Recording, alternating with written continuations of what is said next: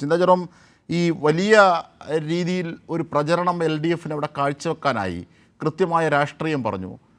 തോറ്റാലും ജയിച്ചാലും ജനങ്ങൾക്കായുള്ള സമരം തുടരും. വളരെ പക്വമായുള്ള ഒരു രാഷ്ട്രീയ നേതാവിനെയാണ് എം സ്വരാജിനെയാണ് നമ്മളവിടെ കണ്ടതും ഒക്കെ ശരിയാണ്. പക്ഷേ ഈ അൻവർ അടക്കം ഉയർത്തിയ പ്രതിസന്ധികളെ, യു ഡി എഫ് അടക്കം ഉയർത്തിയ പ്രതിസന്ധികളെ, ജമാഅത്തെ ഇസ്ലാമിയുമായിട്ടുള്ള സഖ്യം അടക്കമുള്ള കാര്യങ്ങളെ ജനങ്ങളിലേക്ക് എത്തിക്കാൻ പരാജയപ്പെട്ടോ എൽ ഡി എഫ്?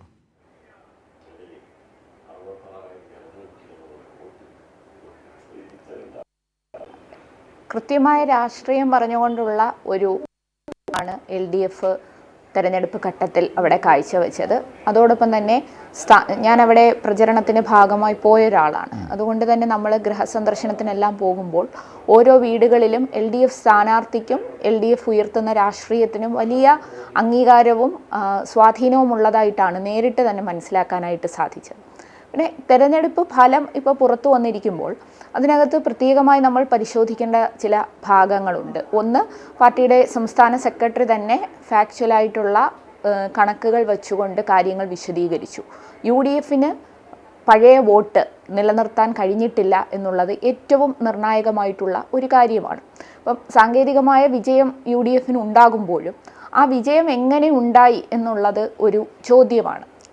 നാം കണ്ടു എല്ലാ തരത്തിലും വർഗീയതയെ വലിയ തോതിൽ വർഗീയ കക്ഷികളുടെ വോട്ട് നേടുന്നു എന്ന് പറയുന്നതിൽ യാതൊരു ഉളുപ്പുമില്ലാത്ത വിധത്തിലേക്ക് നേതാക്കന്മാരുടെ പ്രസ്താവനകൾ വരുന്നു.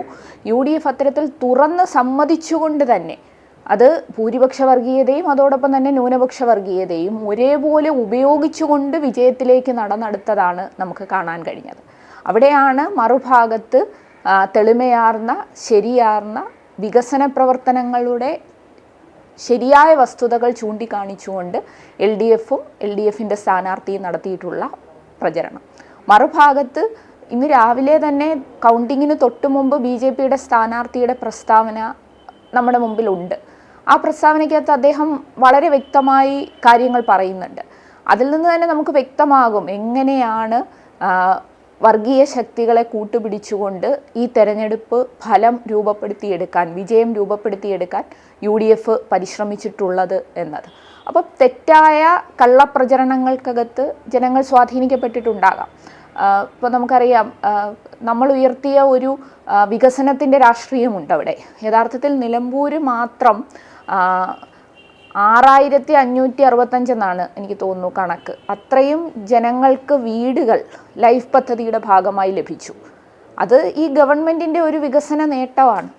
ഗവൺമെൻറ് ഉയർത്തിപ്പിടിച്ചൊരു വികസന പരിപ്രേക്ഷ്യത്തിൻ്റെ ഭാഗമായി മറ്റ് മണ്ഡലങ്ങളെ പോലെ തന്നെ നിലമ്പൂരിന് ലഭിച്ച ഒരു മുന്നേറ്റമാണ്. അതോടൊപ്പം തന്നെ അവിടെ മാനവേദൻ എന്ന് പറയുന്ന സ്കൂള്, ഒരുപാട് പ്രഗത്ഭരായ കോൺഗ്രസിൻ്റെ നേതാക്കന്മാരെല്ലാം പഠിച്ച സ്കൂളും തകർന്ന് തരിപ്പണമായ സ്കൂള് ഇന്ന് ഏറ്റവും അന്താരാഷ്ട്ര നിലവാരമുള്ളൊരു സ്കൂളാക്കി മാറ്റാൻ കഴിഞ്ഞു. മാനവേദൻ എന്ന് പറയുന്ന ആ സ്കൂൾ നിലമ്പൂർ ടൗണിൽ തന്നെയാണ്. അപ്പോൾ ഇവിടെയെല്ലാം നാം കാണുന്നത് അവിടുത്തെ ഇടത്ത് എൽ ഡി എഫ് ഗവൺമെൻറ് നടത്തിയ വളർച്ചയും പുരോഗതിയുടെ രാഷ്ട്രീയവുമാണ്.